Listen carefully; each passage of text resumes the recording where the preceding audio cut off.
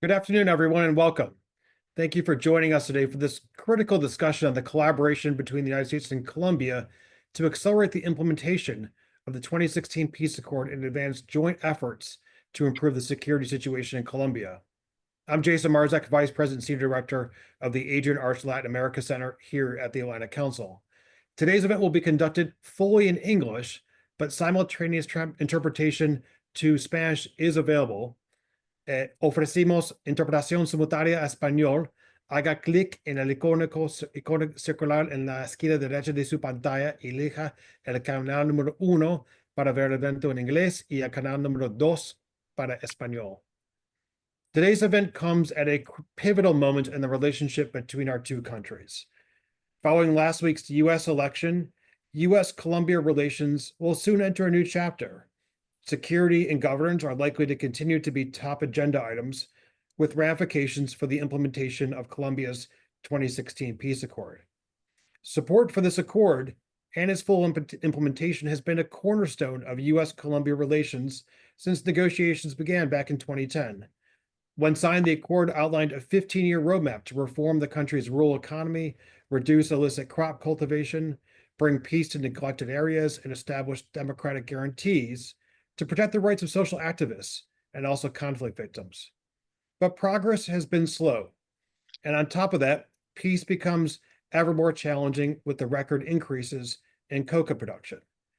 This means we need new ways of thinking about how to accelerate progress to help address Colombia's growing security concerns and to advance the peace sought for in the 2016 accord. Among other things, there is an urgent need for new approaches to tackle the proliferation of illegal armed groups across Colombia and the broader region. And the US and Colombia can and should work together to address key hindrances to implementing the accord, including the proliferation and fragmentation of illegal armed groups and increased crime and violence in Colombia, which disproportionately impacts ethnic minorities, vulnerable populations, and areas hardest hit by the conflict. Two, the challenge of prioritizing the peace accord amid a broader and oftentimes unclear security strategy to combat illegal armed groups. And three, the lack of progress in crop substitution programs launched as part of the accord. Since 2000, the U.S. has invested over $12 billion in supporting key initiatives like Plan Colombia and the Peace Colombia program, and the U.S. remains Colombia's largest trading partner. But challenges remain. President Petro's Paz Total initiative and doubts regarding Colombia's stance toward the Maduro regime as it prepares to take office on January 10th highlight the differences between Bogota and Washington on certain issues. However, for over 200 years, the U.S. and Colombia have shared a deep, enduring bond built on mutual respect and a steadfast commitment to promoting global security, prosperity, and democracy. The designation of Colombia as a major non-NATO ally underscored this relationship, affirming that our two nations have consistently stood together in addressing shared global challenges, a bond that extends beyond any specific government's policy priorities. Our US-Colombia Advisory Group, established in 2017, has been instrumental for advancing nonpartisan support for a strategic and long-term US-Colombia relationship. In this work, we are guided by the vision of our honorary co-chairs of the group, Senators Haggerty and Cardin. And over the last 5 years, this group has provided groundbreaking recommendations on a wide range of issues at key moments, from the COVID-19 recovery to strengthening bilateral trade and investor relations. At the Adrienne Arsht Latin America Center, we deeply value Colombia's role as a vital U.S. partner in the region and are committed to strengthen this partnership over the next decade. This report is no exception. It offers recommendations on steps the U.S. and Colombia can take to accelerate the accord's implementation and address underlying security concerns in Colombia and the broader region. It builds on Plan Colombia and the US-Colombia Advisory Group's last report titled Advancing US-Colombia Cooperation on Drug Policy and Law Enforcement. Recognizing the importance of the 2016 Peace Accord, we are committed to ensuring that hard-won progress is not undone. Our goal with this report is to continue fostering consensus among key bilateral stakeholders by proposing innovative recommendations to strengthen collaboration on peace, prosperity, and democratic values. Today's event will provide an overview of the current security situation, followed by a detailed discussion of efforts to advance the 2016 peace accord and the report's 4 recommendations. We will also have an audience Q&A, so please feel free to put your questions in the askac.org chat. If you haven't yet, you can also access the report on our website at atlanticcouncil.org. I very much look forward to hearing from our panelists today and would like to personally thank them and all the members of our advisory group for their work in this report and everything else that we do.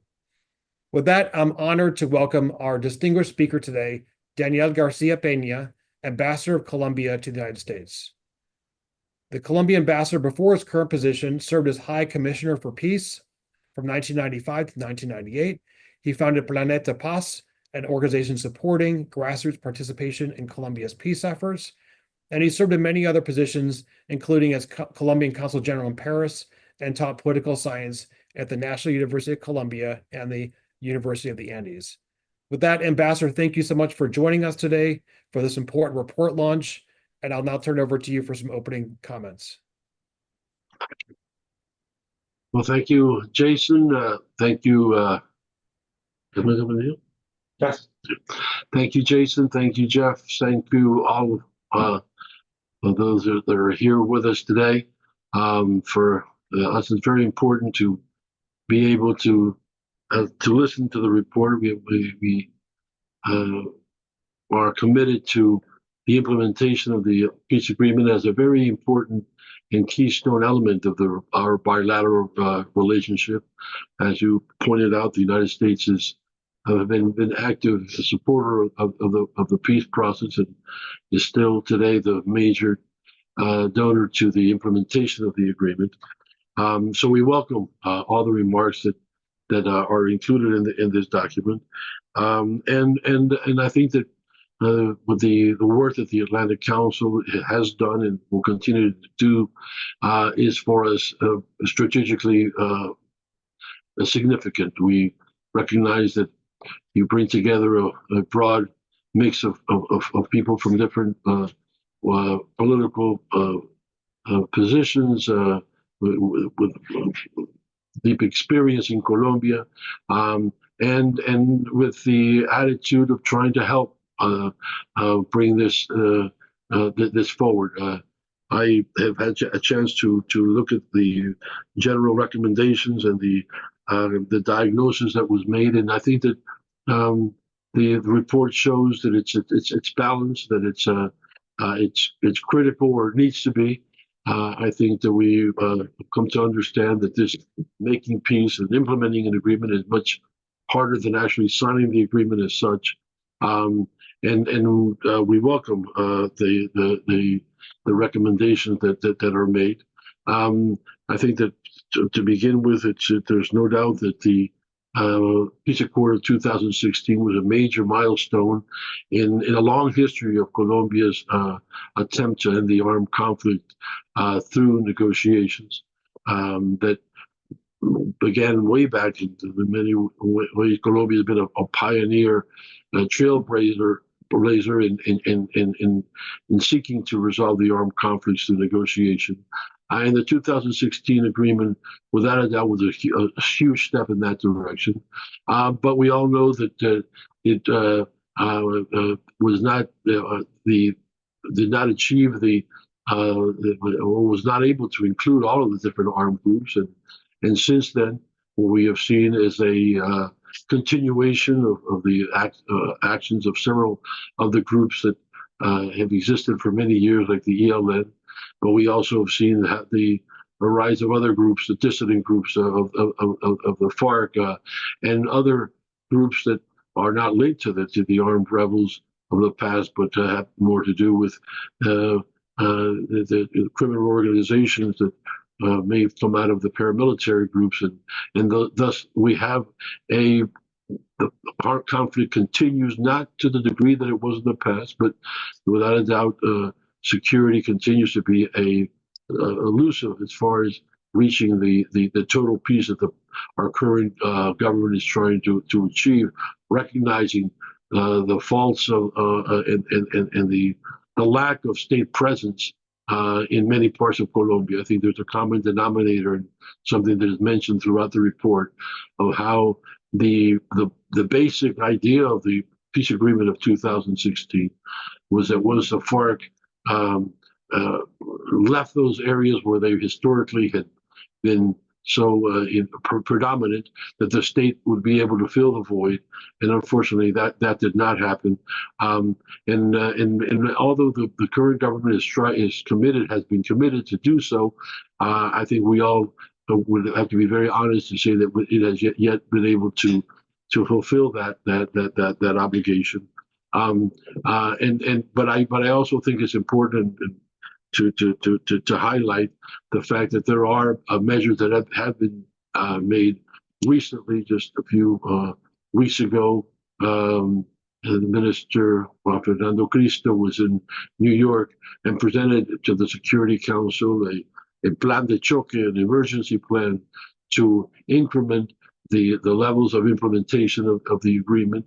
That many of the recommendations that you make in the report are in fact part of this emergency plan. We understand without a doubt that the proliferation of and fragmentation of illegal groups today creates new challenges in which there are attempts ongoing to establish negotiations or conversations for them turning themselves over to the justice system that we call sometimiento a la justicia.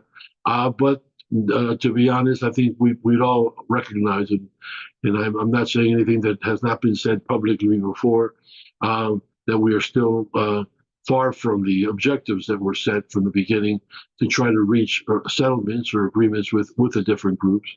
If we were to sit down to look at each of the individual processes, the balance are mixed.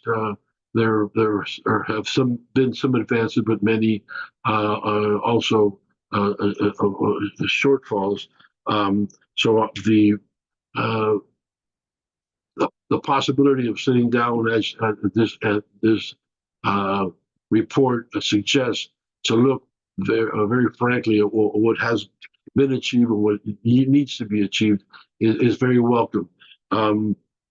We also understand that there are specific aspects of the agreement that require more attention. I think that the emphasis made on the ethnic chapter, and we are well aware of that. We are now trying to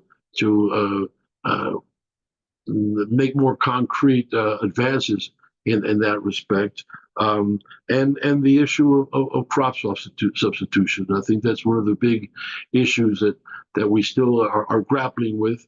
The current director of the National Program for Crop Substitution, Gloria Miranda, has put into place many corrective measures that have to deal with this issue, and has set some important goals in trying to increase the implementation of the agreement.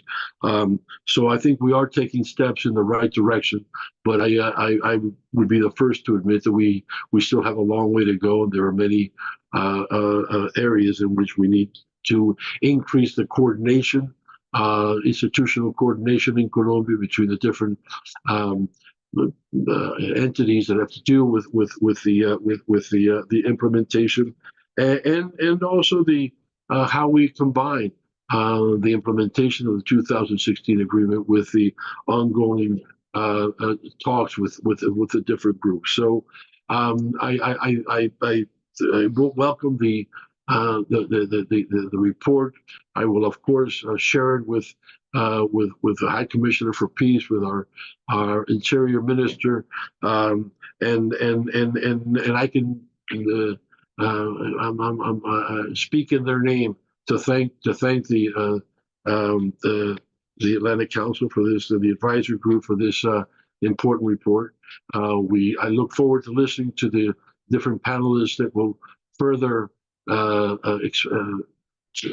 into the different issues that are laid forward in this report, and simply assure you that on our part here at the embassy, our willingness to continue to meet with you, to continue to listen to what your suggestions are, and to understand that the challenges remain high. More so now in this new moment of U.S. politics. We know that the incoming administration will probably not have the same, or probably not, will not have the same views on the peace process that the current administration has. There are issues like the issues of crop substitution that will probably be much more at the top of the agenda, let's say, with the new administration, which makes it all the more important to listen to what this advisory group has come up with, and to continue working with you, so you can give us more insight into how we can further advance with as the beginning I stated is a goal of all of Colombian people. It's not just a matter of this government, but for many governments, the idea that we can someday be able to put an end to the armed conflict. So thank you very much. I think that the policy recommendations are very much in line with the concerns that have been expressed within the government.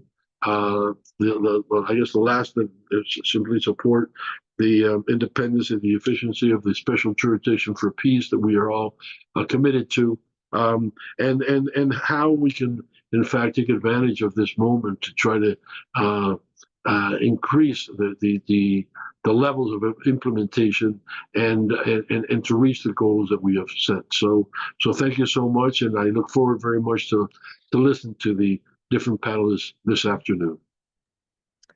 Thank you very much, Ambassador Garcia Peña, for joining us today and for sharing those excellent insights and developments on the report and on the Colombia situation more broadly. We look forward to continuing to work with you and your team to help make some of the recommendations in the report become a reality, like you just mentioned right now. Hello, everyone. My name is Isabel Chiriboga. I'm an assistant director at the Atlantic Council's Adrienne Arsht Latin America Center, where I contribute to the center's work on Colombia, regional security, and the broader Andes. As Jason mentioned on the onset, if you haven't accessed our report, please do so by visiting Issue Briefs and Reports section at the Atlantic Council's website. The report that we're releasing today is a result of multiple consultations and strategy sessions with the broader US-Colombia Advisory Group throughout the year. Recognizing the security concerns and general public dissatisfaction with the government's kind of capacity to address this issue. And the dissatisfaction is also driven by the delay of the implementation of the 2016 peace accord, which is also a cornerstone of the US-Colombia relations. So in the report, you'll see that the group has identified three main obstacles to the implementation, with coordination challenges at the national, subnational, and local level kind of being the common threat in dealing with the proliferation and fragmentation of illegal armed groups, the difficulty in prioritizing the implementation of the accord, and the lack of progress in crop substitution programs launched as a part of the broader 2016 peace accord. But beyond analyzing these challenges, the report presents 4 recommendations that build upon our previous US-Colombia Advisory Group report.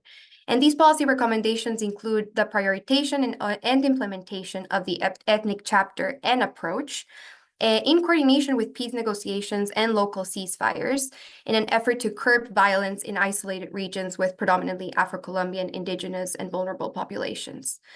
The second recommendation focuses on enhancing the impact of existing targeted development programs, such as the PEDETs, by increasing resource allocation, and also leveraging international support and fostering local buy-in to develop targeted strategies for newly identified conflict-prone and conflict-affected regions in Colombia, as well as prioritizing the full implementation of the 2016 peace accord before the 2031 deadline to build stronger national and international support for more effective negotiation frameworks with illegal armed groups in Colombia. And finally, like the ambassador was mentioning earlier, supporting the independence and efficiency of the Special Jurisdiction for Peace, also known as the JEP, which is an innovative and far-reaching transitional and restorative justice system in Colombia. So with that brief of the report, I'd now like to welcome our 2 panelists, Steve Heggie and Elizabeth Dickinson, for a segment on addressing the worsening security situation in Colombia. Steve is also a member of our US-Colombia Advisory Group and is a regional deputy director for Colombia at the United States Institute of Peace. He brings nearly 2 decades of professional experience in peace processes, human rights, security sector reform, local governments, and natural resource-related organized crime. He leads USIP's efforts in Colombia, supporting the implementation of the peace accord with the FARC, dialogues with the ELN, and local peace building and security transitions in municipalities previously under rebel influence. And Elizabeth is a senior analyst for Colombia at the International Crisis Group. Her work focuses on armed conflict dynamics in the country and the implementation of the 2016 peace accord.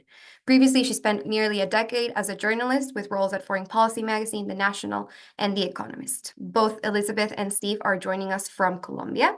So thank you so much for being here today to discuss this important topic. Steve, I'd like to start with you. As outlined in the report, Colombia faces several ongoing armed conflicts, including various groups such as the ELN, the Gulf Clan, the FARC dissidents.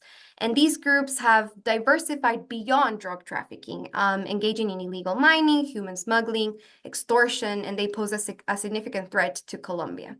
So how is this affecting the average Colombian citizen today? And what are some of the immediate long-term strategies that can be prioritized to address this conflict issue?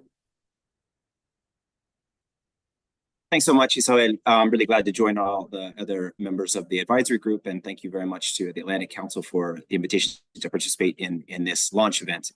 I just want to state kind of at the outset in terms of the deterioration of the security situation. Most certainly, the current government has not found a formula to radically improve security. However, the peace tools related to negotiations, ceasefires are and must be a part of that broader strategy. But the deterioration of security since the beginning of the 2016 peace accords implementation really happens under 4 years in which there was no efforts on peace. Under the previous administration, we saw dramatic uptick in massacres and displacements and homicide rates returning to very, very significant levels. If you just take, for instance, this year, massacres, theft, homicides, even kidnapping, even that it had originally gone up a little bit. Those are all figures that are down, frankly, this year. That's not to say that the security situation is dramatically improved in any way, and that there's any formula that's been achieved that we should somehow endorse. There's still major challenges. Just say in terms of policy, the real elements when we think about what was crucial to 2016 peace accord with the FARC, certainly there are innovations and evolutions in thinking around how to conduct peace negotiations. And I still am a very strong proponent of the core tenets of the peace policy of the current administration. I'll just lay some of those out very, very clearly, very quickly.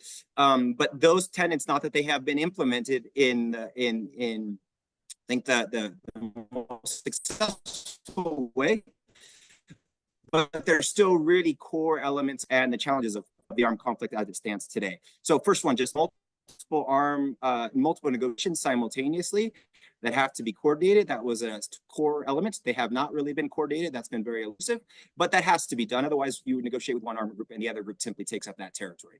2 ceasefires at the outset of peace negotiation. That's a simple tenet to say we need to create an alleviation of the humanitarian crisis in order to create an environment for negotiations. 3, public participation, really crucial for communities to feel involved at the very beginning and not necessarily just at a referendum or after an agreement. Partial accords to begin to implement things to generate momentum on implementation during the negotiations themselves as a trust building measure, but also to regain sort of legitimacy for the government. And 5, synergies with the new security paradigm. That's less based on counterinsurgency and more based on community protection.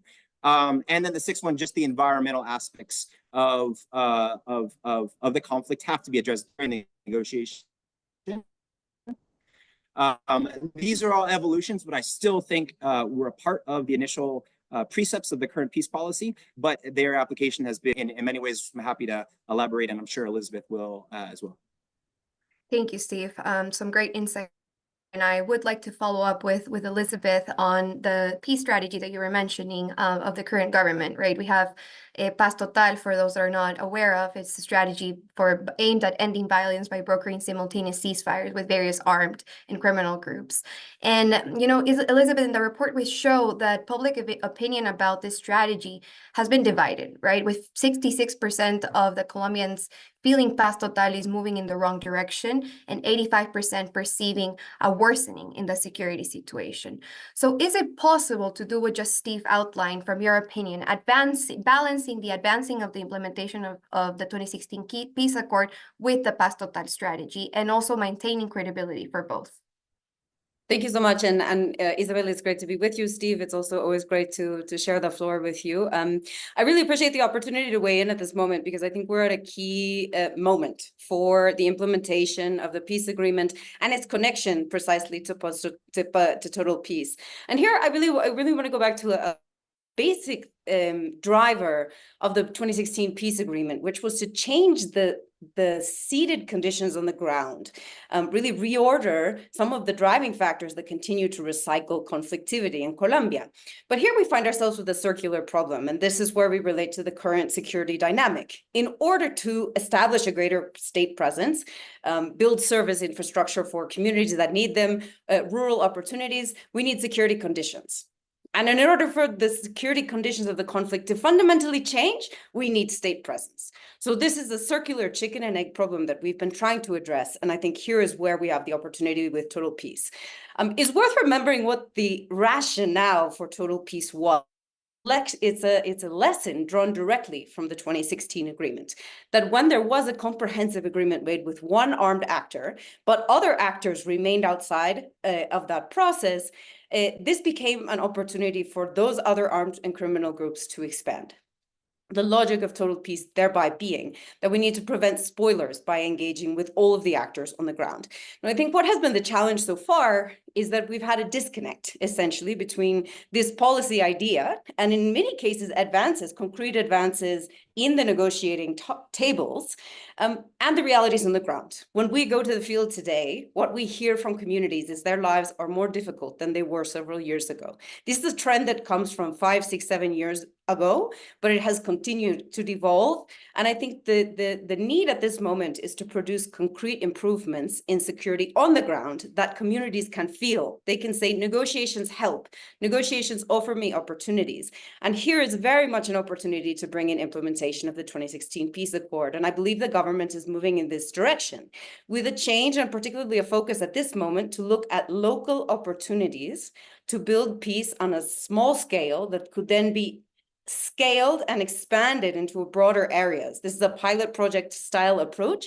It's particularly being used right now in negotiations with one of the FARC dissident groups at the table. But I think it offers promise to implement and provide transformation of territories on the ground at the same time that you can advance with more substantive issues at the negotiating table. We need Colombians to feel negotiations are bringing them peace. Excellent points. And I'd like to turn it back to Steve now, because Elizabeth raised some important points on ceasefires, but also on the importance of community, right? In the report, we show that Colombia has experienced over 129 reported ceasefire violations in 2023, impacting, of course, civilian populations and complicating these peace efforts. So, Steve, what are some of the measures you think that Colombian government and international community can take to ensure that ceasefire agreements are respected and to reduce their violation impacts on local communities?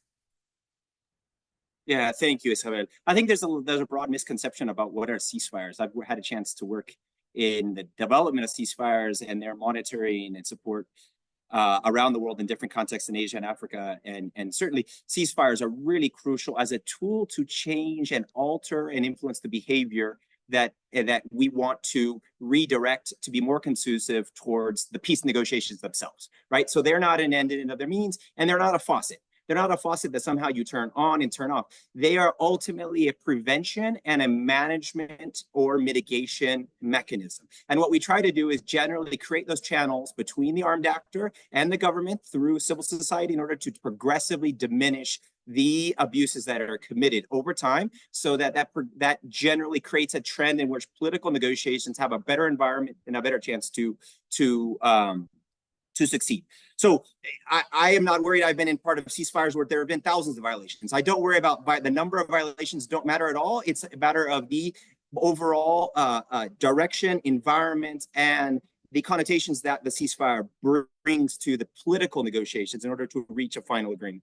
So I will just say that a lot of, while you have national media has been very critical of the ceasefire as being somehow part of the problem, when you talk to local authorities, particularly department governors throughout the country, you will hear dramatically in all the places where there has been a ceasefire that has been in place and then has been suspended or let to not be renewed. Those governors and local administrators will broadly demand, argue in favor of the renewal of those ceasefires, and that's a consistent. Whether you're Centro Democrático or any of the parties anywhere on the political spectrum. We have Rafaela Cortez from the Department del Meta is in Washington this week. She is from the Centro Democrático, a huge advocate for the ceasefire in her department as a way to advance both development opportunities and diminish the impact of the armed conflict on local communities. There's a whole range of things. If we just put the Department of Cauca as an example, the thousands of abuses that have been committed since we have turned back away from a ceasefire, with all its problems and all its failings, the number of actual abuses and committed incidents are 3 times worse without a ceasefire than they were when we had at least a channel to interact, to persuade, to try to denounce with the armed group that these abuses were taking place and that they had to take responsibility and change those behaviors and assume consequences at the political negotiations. Without that channel, we're left to total war. And in the case of Cauca, it's been with dramatic humanitarian consequences for communities that frankly have been calling for the opposite. Were the ones calling for humanitarian relief at the outset of peace negotiations with multiple armed groups. So in terms of just ceasefires, I think that there's a number of things can still be improved. I won't go into all those details, but certainly the clarification of defensive measures in ceasefires so that armed groups are not trying to expand their territory during the time that they're in a ceasefire with third party or other armed groups. That's not something we've worked as USIP very intricately in these processes, not something that has been achieved, but it's still possible. It's a viable improvement to make the ceasefires have a deeper impact, to limit the armed confrontation between armed groups, and then rules of engagement from the armed forces that are very clear, that obligate the armed forces and local commanders to take immediate actions when there is armed confrontation between armed groups to protect communities in real time. And those are things that can still be achieved. This is not something that we should throw the baby out with the bathwater because this has not been achieved. We still continue to work, and it's still really the only formula because there's not an appetite in a lot of local communities for large-scale counter-insurgency operations. There's just no political call for that anywhere across. Thanks, Steve. Important clarifications on the ceasefires, definitely. We're almost out of time for this panel, but I did want to bring Elizabeth back on to ask a question about one of Colombia's most notorious illegal armed groups, and that includes the Gaitanista Self-Defense Forces, or also known as the Gulf Clan. And, you know, we need to understand their full extent of power, influence, and control to be able to really understand the security situation now in Colombia. So, Elizabeth, can you explain why this group is so powerful and how it could potentially jeopardize some of the peace-building efforts in Colombia? Absolutely. So this is the armed group that today in Colombia has the largest number of members. It also has the greatest rate of expansion, up to 20% per semester in terms of recruitment, but also expansion into new municipalities. It's very ambitious. We did a year-long investigation into the organization, and really what we hear directly from them and the communities that have an experience living under their control is that their ambitions are to control large swaths of Colombia with a firm grip.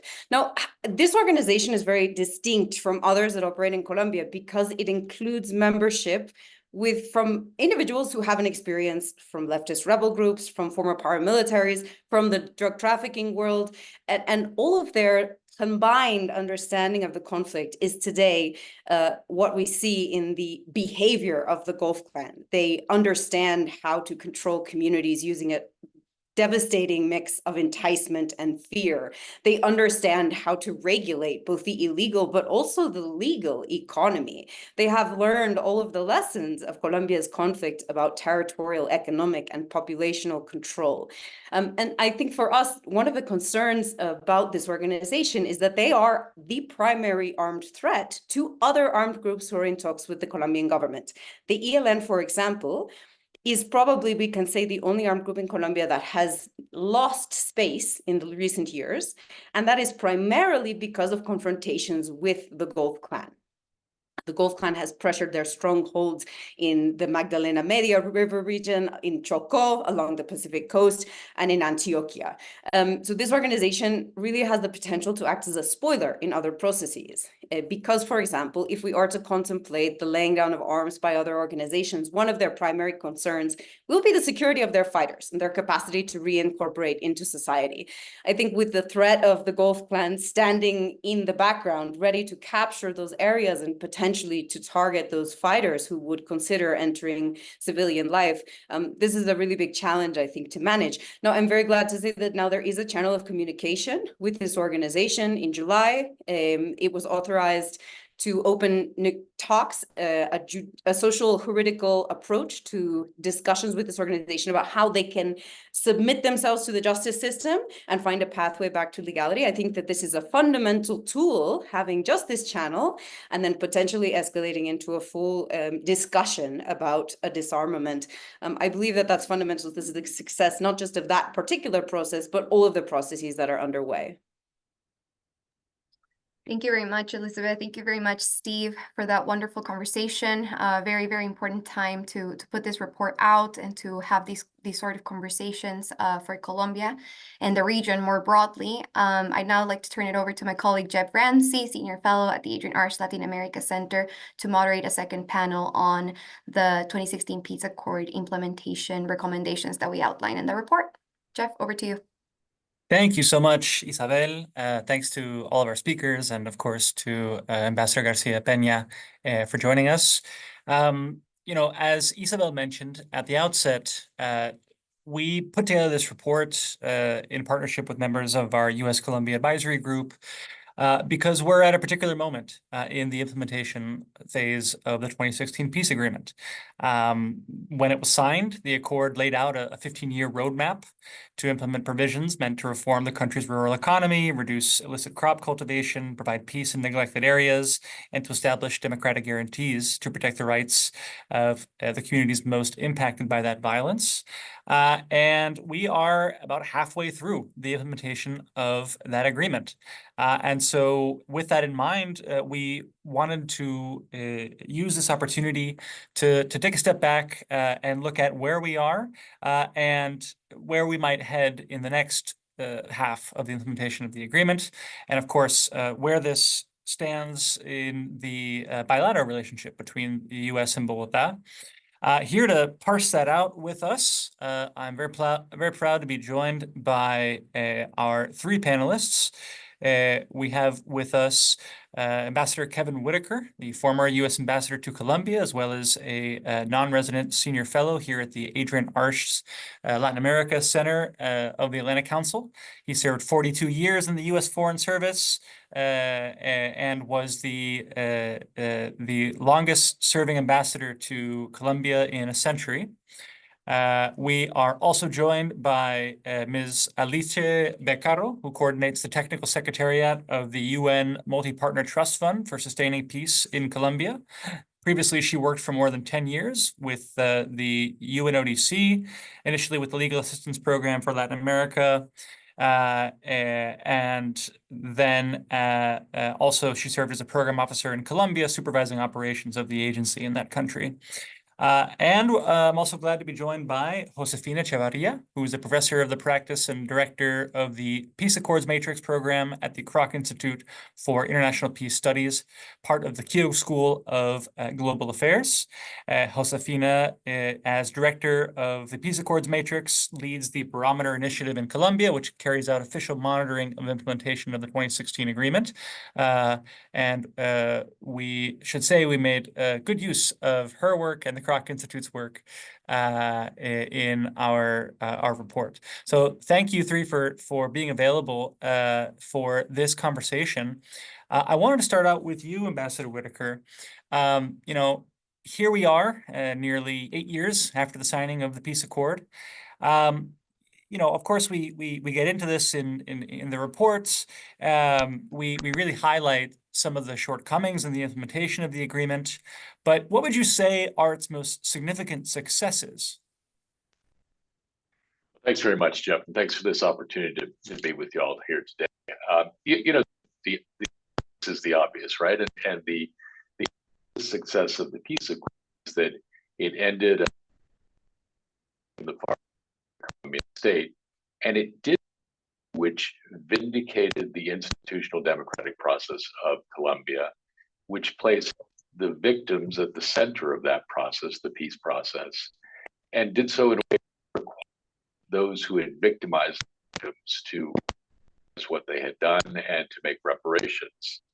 Additionally, as other speakers have cleared and fairly detailed root causes of the conflict. All of them are achievements when you look at the situation that the Santos administration was confronting in 2010 when the negotiations began. To take it up to a different level, I think it's important to note that this accord is a framework for how accords of this nature ought to be developed in the future, based on all of those points which I just mentioned, putting center and root causes and the process. In doing so, the 2016 accord also achieved real support at an international level, and shouldn't be discarded here, right? This is which is between Colombian actors about Colombia, but the international accompaniment effort going forward, from the beginning and going forward, has been absolutely critical to what has been achieved. So I think there are concrete steps. I think there are concrete achievements which can be defined with respect to those issues. Thanks for that. Now, Alicia, I want to turn to you and just want to ask you if you could say a little bit about the work that you're doing with the UN Multi-Partner Trust Fund and what its priorities are. And, big picture here, what can the international community, the US included, do to ensure that Colombia is best positioned to move forward the implementation of the accord and to continue prioritizing the rights and needs of the communities most impacted by Colombia's armed conflict? Well, thank you very much for this invitation and for this space. As you mentioned, just one word explaining what this fund is. It's a fund that was created in 2016 for supporting the implementation of the peace agreement. And what is interesting, it's the fund is a UN fund, but it's co-coordinated with the government and the participation of 14 donor countries. And with the participation which is very important, I think, for the sustainment of long-term the peace in Colombia, it's with civil society. Actually, half of the funds that were implemented by the civil society and usually organization on the territories. We are very much in line of what actually the priority and the recommendation of the report that you are launching today. The fund, since the beginning, I say that we have 3 main priorities. It's a golden triangle, and we think that have been relevant for these years and will be for the future one, because one is the victim, as the previous ambassador mentioned. The victim and the transitional justice is at the heart of the peace agreement, and it's what the most revolutionary of this peace agreement in Colombia, and it's something that is still need to maintain, such as the jurisdiction for peace, as you mentioned.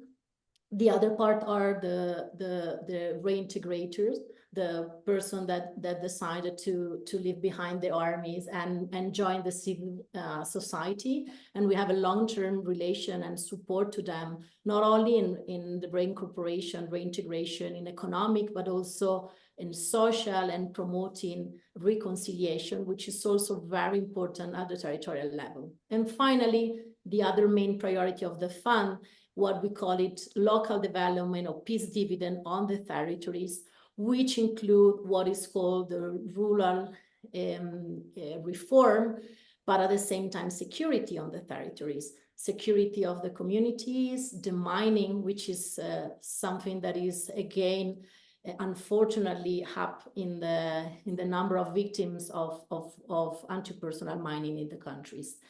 And what we think it's something that is very needed, and this is why actually a fund was created, that for supporting such a big peace agreement, what is needed is coordination.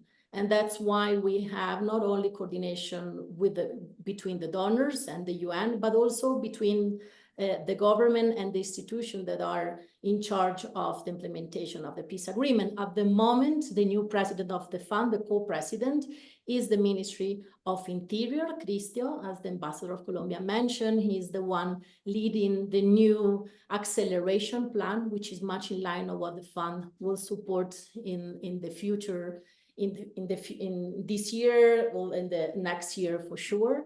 And what we do with the fund, because it's anyway, it's a very small amount of resources. We are talking about $20–30 million investment per year, which is something that is pretty small compared to the big investment that Colombia need to do on the territory. So what we promote is what we call catalytic investment, meaning that what we do is the first push in order to have the institution start new institution like the Jurisdiction for Peace, but at the same time also new policy and pushing for having the states and the government in the territory, which is what is much needed for advancing in the implementation of the peace agreement.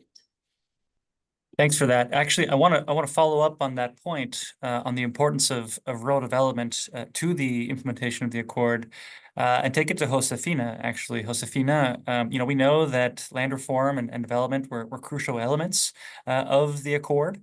In your work with the Peace Accords Matrix, how effectively has the Colombian state been able to move the ball forward on these metrics, and what more needs to be done from your perspective? Thank you so much, Jeff, for these invitations. And first of all, congratulations to the Atlantic Council on this new report. It's really succinct and it's full of relevant information. So I recommend everyone who's watching this webinar to really download it, because I think it brings forth a very comprehensive analysis and quite poignant policy recommendations. As you highlight in the report, as the priority of move forward with rural development at the Kroc Institute through the Barometer Initiative in Colombia, we also followed the implementation of the entire accord. And what we see is that we have only around 9% of that first point of land reform being fully implemented by now.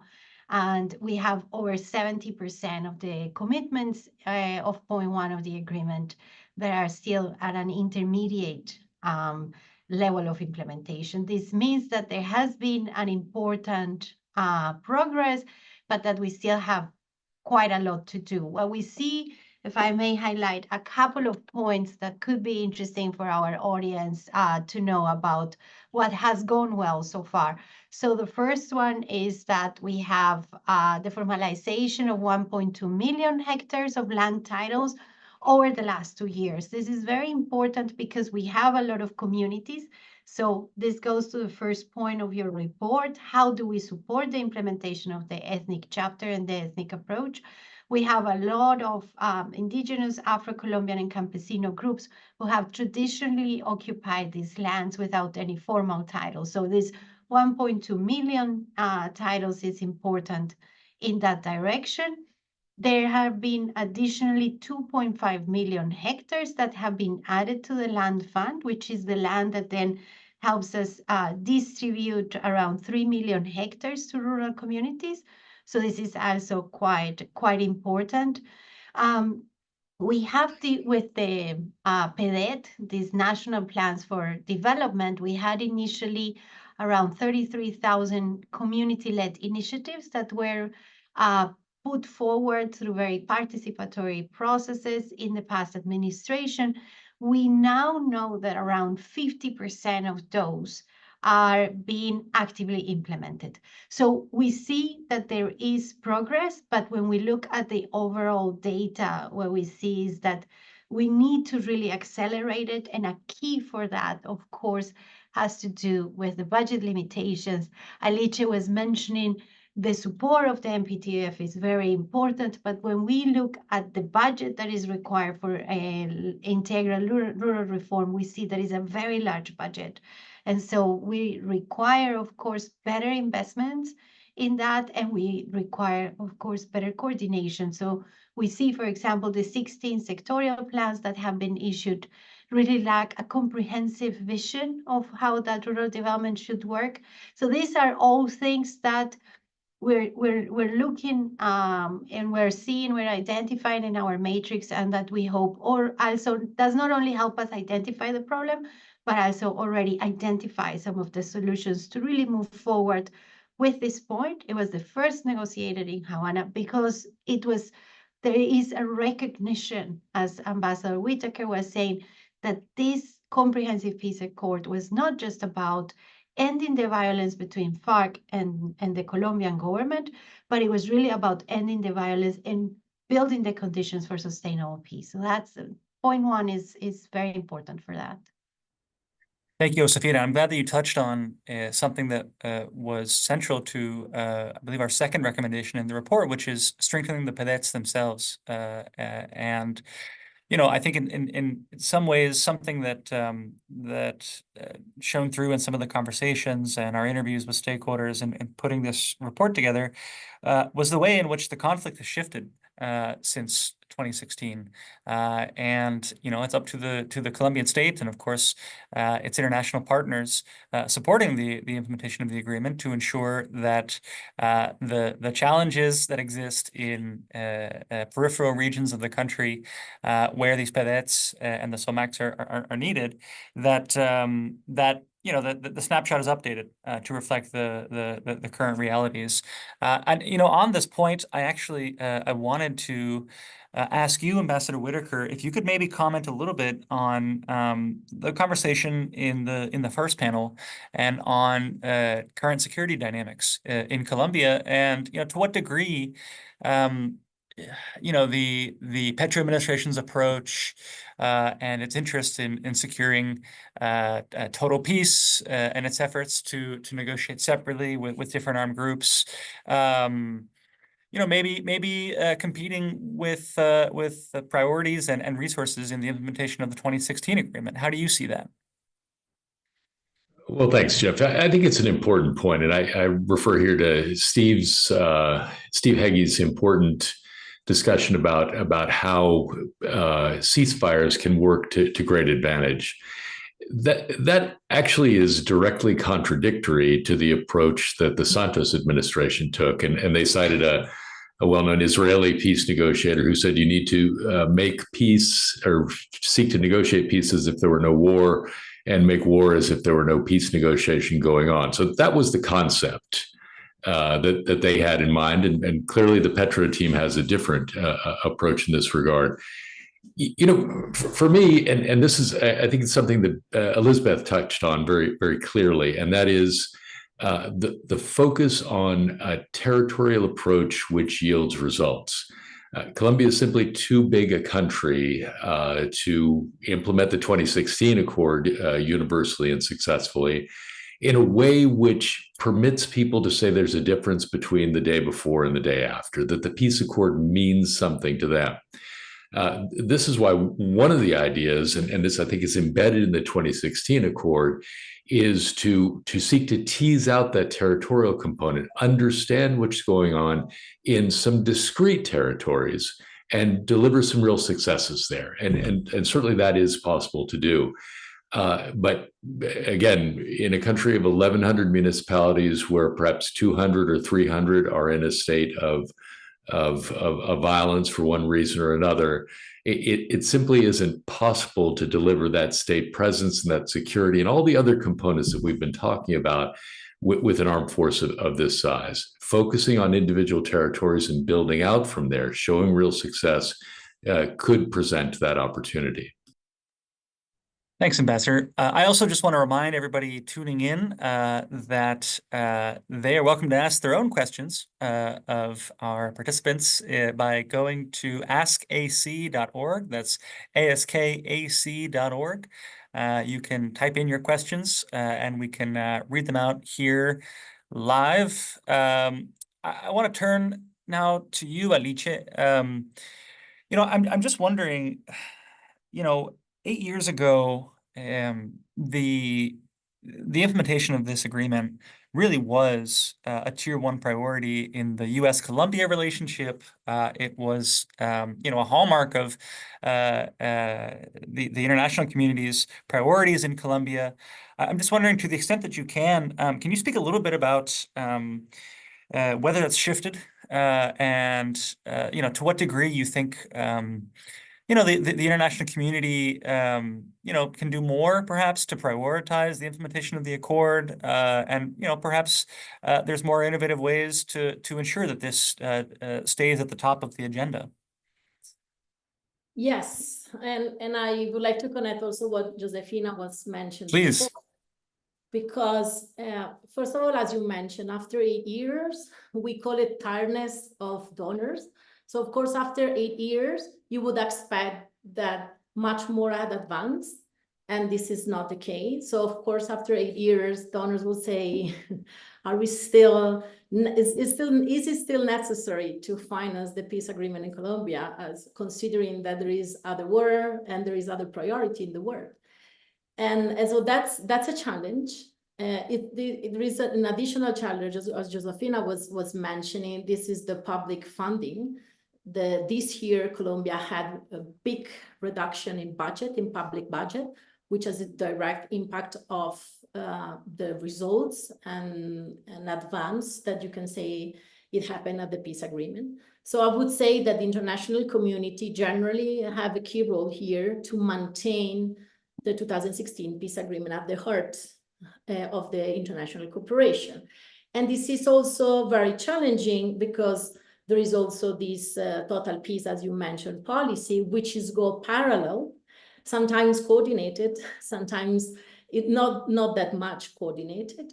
And this is one of the recommendations. What we also try to do is that the financing that the funds give, try to do this match on the territories, which are the advance or the positive of total peace, or at least some of, we say, early confidence building initiative that are very much in line many times with the 2016 agreement, because the community, I always say the same, when you go, and we do go a lot on the territories, or when you talk with people have the same, unfortunately, the same necessity that I have expressed in the PDET, the development plan that was also mentioned before.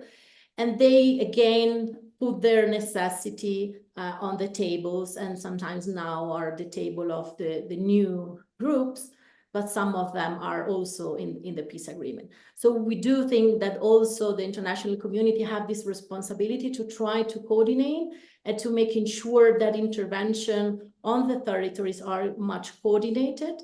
The US is not the donors of our fund, but we do have a very close relationship with USAID, where we sit together and see how we can do better in our coordination of the territories.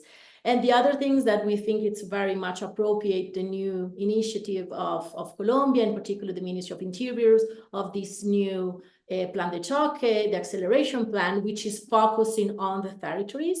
It is true also that they have a main focus on big project. And what we are trying to promote, and I think it's also a role of the international community, is how to mainstream the other part of the agreement, which is the victim, the transitional justice, the TOR, which is the sanction that will come up from the jurisdiction for peace, but also the reintegration process, which is also very important.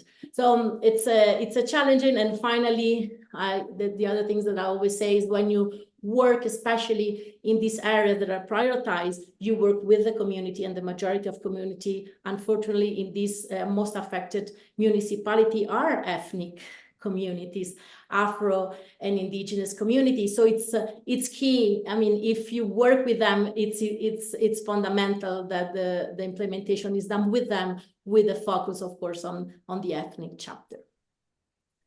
I'm glad you raised the ethnic chapter and the ethnic approach, because that was going to be my next question for you, Josefina. Actually, I believe, again, we cite the great work that you all have done in the Peace Accords matrix from your September update, which I think shows that only 13% of the ethnic chapter stipulations have been fully implemented. Why do you think that is? And what more needs to happen? We saw, I believe, a year ago, Vice President Francia Marquez announced a new agreement to prioritize the implementation of the ethnic chapter and the ethnic approach. Why are we seeing this lag, and what can we do about it? Thank you, Jeff. I mean, I think that, just obviously the priorities that you highlight in your report, but also the conversation we're having at the moment. We're saying, let's look at those issues that we really have identified, not just before the negotiations, during the negotiations, during the mandate of the Colombian Truth Commission. Let's try to really tackle issues that lie at the heart of conflictivity, that if we make an effort to face them right now and to help transform them, we will have better chances of preventing not just the eruption of new violence, but also hopefully also diminishing how attractive violence is at the moment. As you show in the report, there are so many different armed confrontations. At the moment, it makes it very difficult to implement a comprehensive peace accord. I think that when it comes to the ethnic implementation, as you say, we have a sub-matrix that tells us, there are 13 commitments in Chapter 6 of the Accord. These commitments, of course, were included in the Accord as an exceptional, very incredibly positive aspects of the Colombian case. When we look at other negotiations around the world, we don't find anything similar.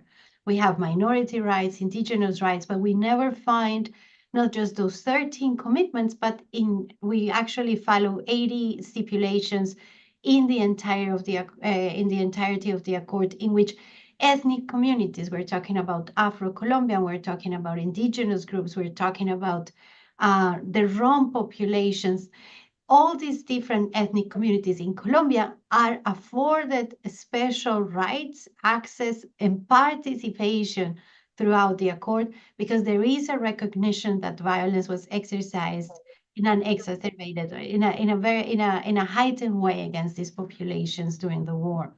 And so it's very sad, as you say, when we see the general accord implementation is at 33% and the ethnic implementation is at 13%.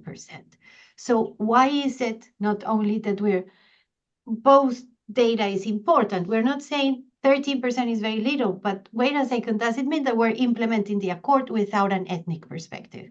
And I think that is very troubling, because it means that as we advance in the implementation of the peace accord, we are still not based on our triangulation of information, what we find is a lack of understanding of how to operationalize an ethnic perspective. And so this is one of the things in our special report launched in September that you alluded to. We say, how can we make sure that institutions are understanding what are the commitments in terms of participation, access, prior consultation with ethnic communities, because they have the obligation to actually implement the peace accord with an ethnic approach. So not only the 13 commitments that are special for ethnic communities, but the entire of the accord with an ethnic approach. So we first need to operationalize it. I think that this is what we think that a lot of that great leadership, political leadership of the vice president, but of the Petro administration can really help us put, this into a very into a framework in which the own local state institutions can bring in those commitments. We also have technically at the state level a lack of plans where the ethnic approach is really incorporated. So a lot of the plans that we have available do not include the indicators. They don't have dedicated resources.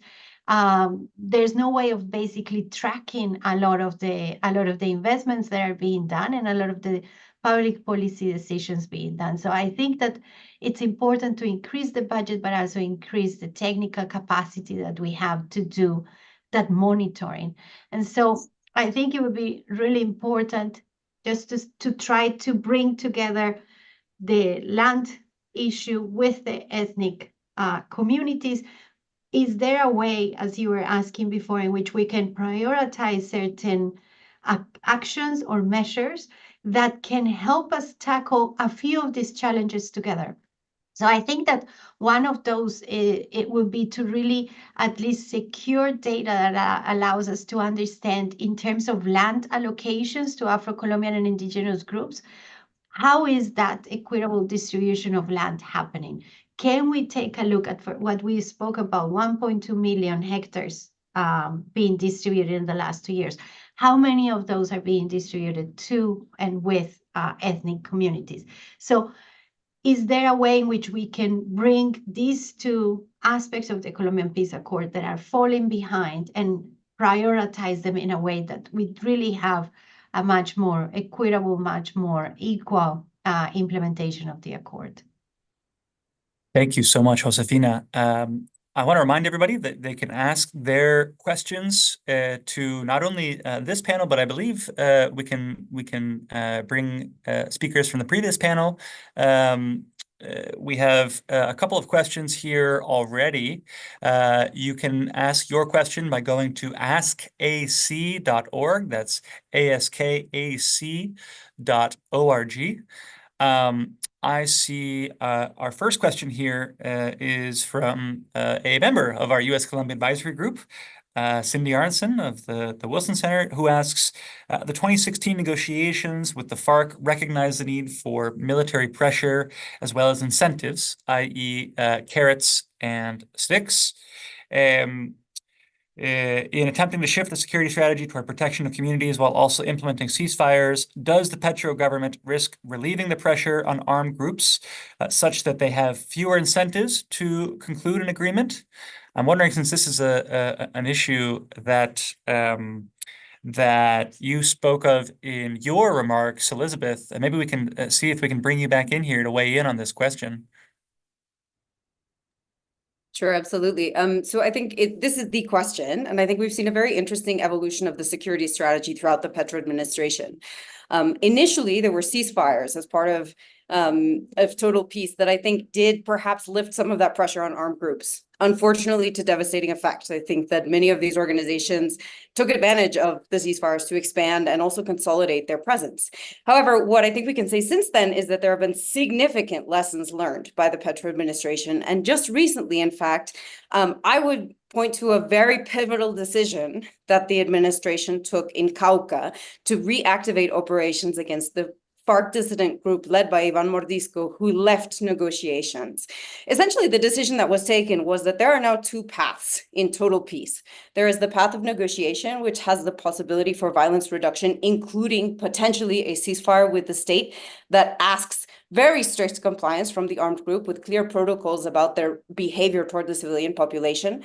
But the other path, should the armed group show that it is not there in good faith or even leave the negotiating table altogether, as happened in the case of the FARC dissidents led by Mordisco, that will be treated as a path toward escalation. And the reactivation of military operations against this group is a very significant symbolic, but also operational gesture that I think differentiates between these two paths that are now available. I think it's very important that that lever has been reactivated. The military will need to do a lot of work, frankly, to continue to update their operational strategy to the very complex nature of this conflict. These are no longer organizations with conventional hierarchies that you can confront by attacking them at the top. Today, these organizations are integrated into the civilian population. They operate in a network fashion, and we need new tools tactically in order to locate the center of gravity of these organizations and really affect their ability to operate. And at the same time, as you mentioned, protect communities, which has to be at the center of all of this. Thank you. Steve, I'm wondering if we can get you to chime in here as well. I mean, how do you see the Petro administration navigating this question of carrots and sticks, really sort of ensuring that they're shaping incentives of these actors in a way that maximizes the opportunity of negotiated settlements in these areas? Yeah, absolutely. I mean, I think Cauca is a good example, that, as Elizabeth points out, although I think you weren't even able to set up a real ceasefire mechanism before we abandoned it. And Iván Mordisco didn't leave the process. There was a unilateral suspension of the ceasefire, which forced a fissure within the armed groups. And I think the government strategy, in certain ways, that has created dissidents within dissidents and factions within factions, has created a much more complex security environment. And the areas in which there have been significant military operations have not improved security situations or protection of human rights in Cauca or any of the places where Beth so appropriately pointed out with regards to the Gulf Clan. The Gulf Clan has not had a very temporary ceasefire agreement, and that have expanded dramatically in the absence of the ceasefire agreement.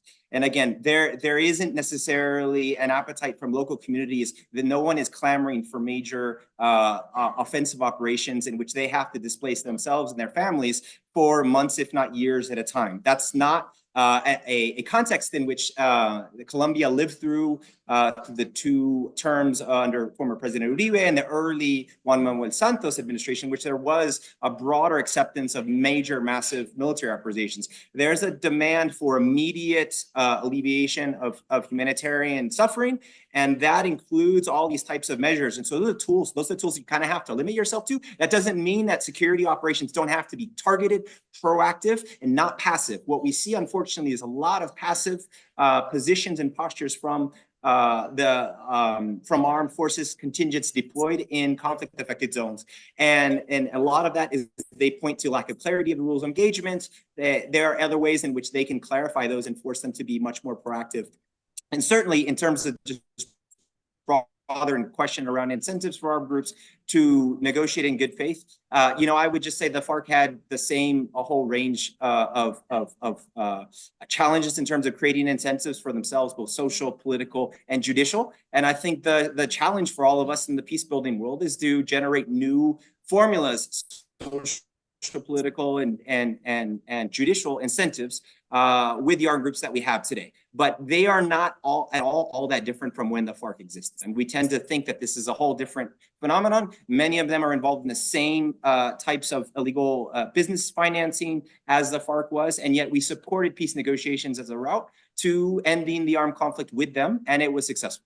So I think that should recall and bring us back to say that we can find, with enough creativity incentives, to generate these types of processes which have an impact on security. Again, there's not a history, there's not a case in the history of Colombian history of an armed group being defeated militarily. Unfortunately, the only armed groups that have been defeated militarily were defeated by other armed groups themselves. Thanks, Steve. We have a question here, which I think may be best suited for you, Ambassador Whitaker. This is essentially, this is an anonymous question. This person's asking, to what degree will the peace process be a priority for the US-Colombia relationship in the next administration? And we're not going to ask you to look into the crystal ball and try to make predictions here, but given your work across administrations and your pivotal role in the US-Colombia relationship broadly, I'm wondering, can you speak to what ways the relationship may shift in the coming years, and also would welcome your thoughts on the previous question.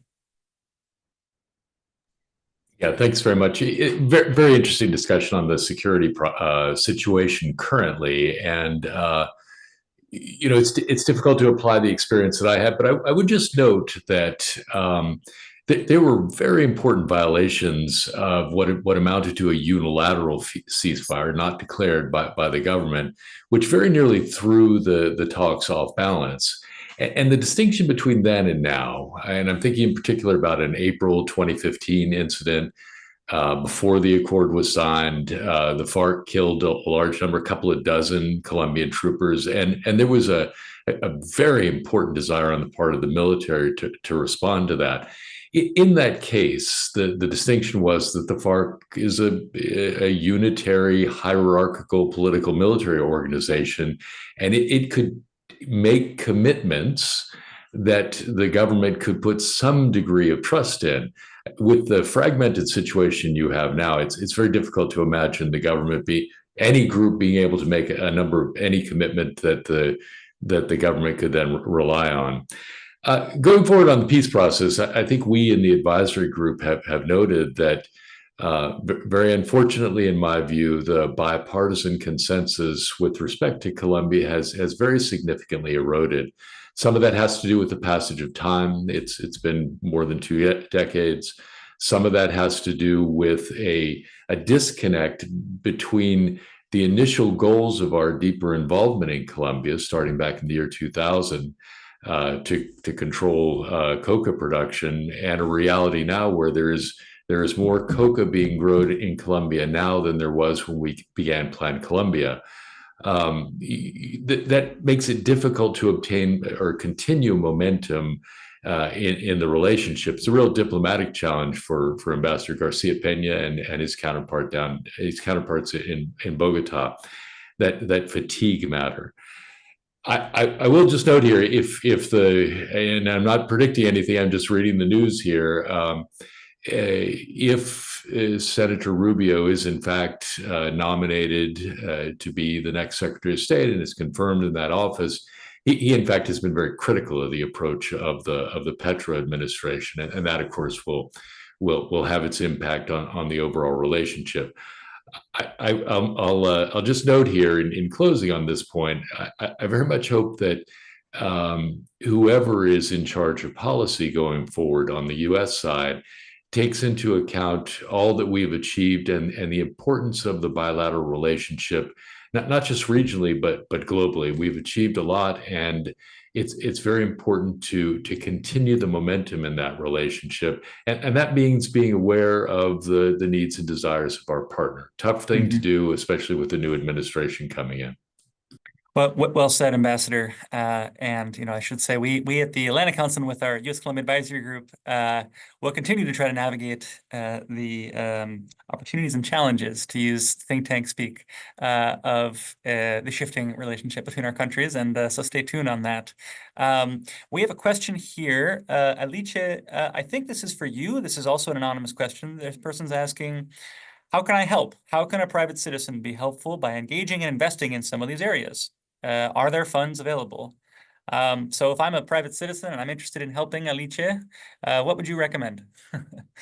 Well, we do not have a collection of funding from individuals, I have to say. So in that case, I would suggest that there is a lot of civil society organization in Colombia that do a lot of important work, and some of them have individual fundraising. We do work with the private sector, which I think it's also very important, because public funding, national, international, are limited. And so what we have done in the last years was leveraging investment of private sector in these most remote areas where the risk was too high for them to go alone, the private sector alone. So we de-risk their investments, and we managed to have a big leverage of private sector funding.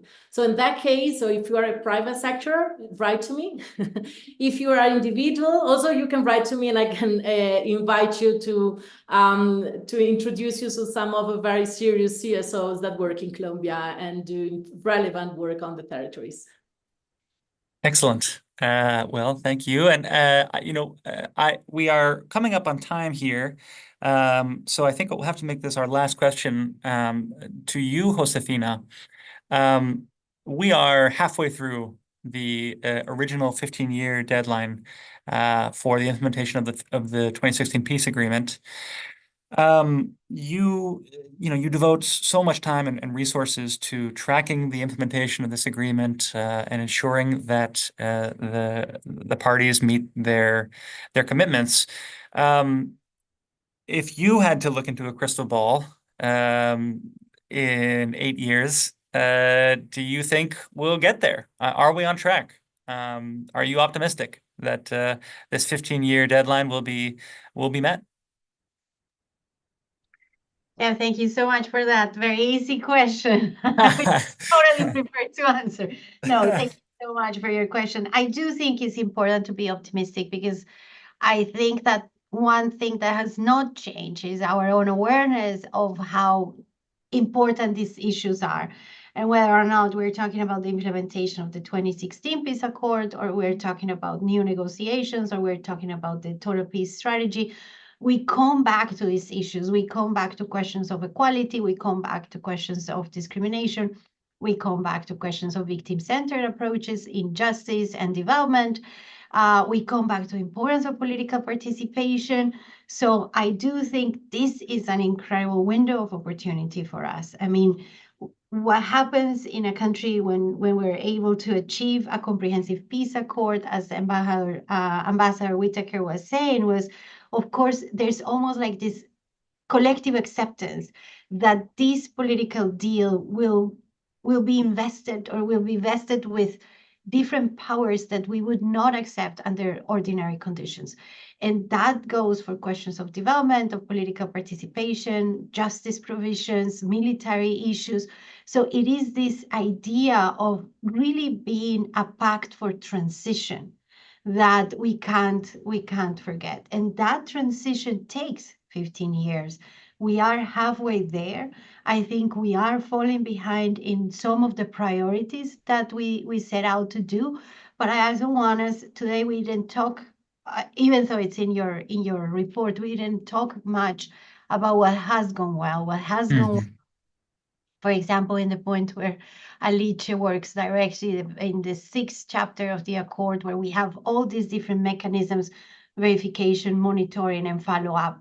We've done amazingly well with that, especially compared to the rest of the world and comprehensive peace accords after the end of civil wars. We have very good rates of implementation as when it comes to the victims chapter.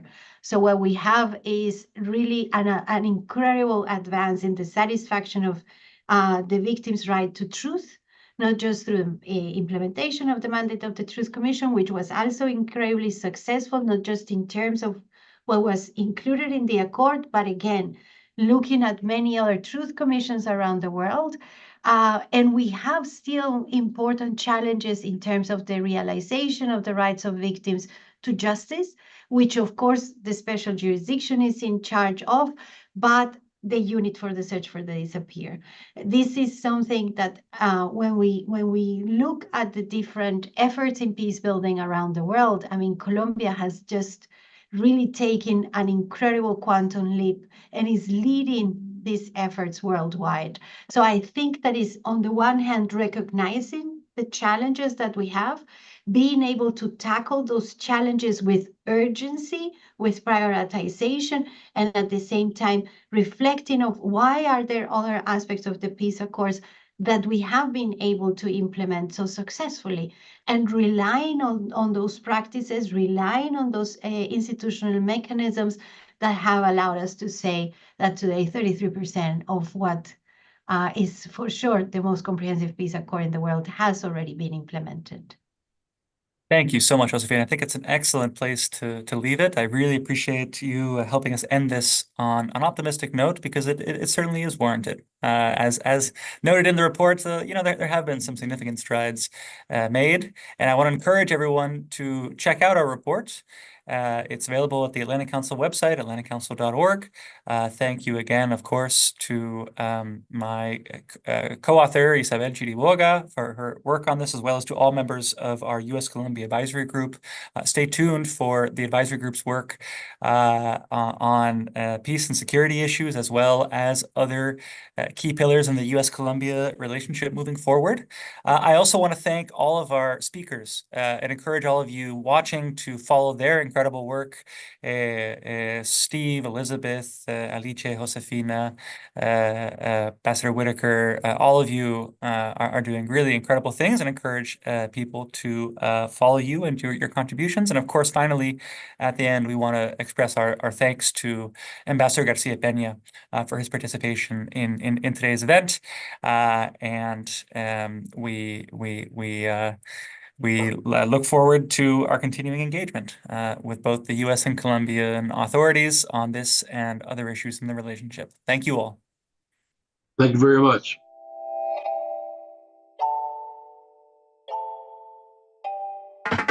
Quiero que aunque norte y sur sean distintos, lleven un mismo latido en el ritmo, como quien comparte el mismo apellido, porque al fin y al cabo somos latinos. Quiero que la unión que logra la fuerza rompa divisiones y abra más puertas. Quiero que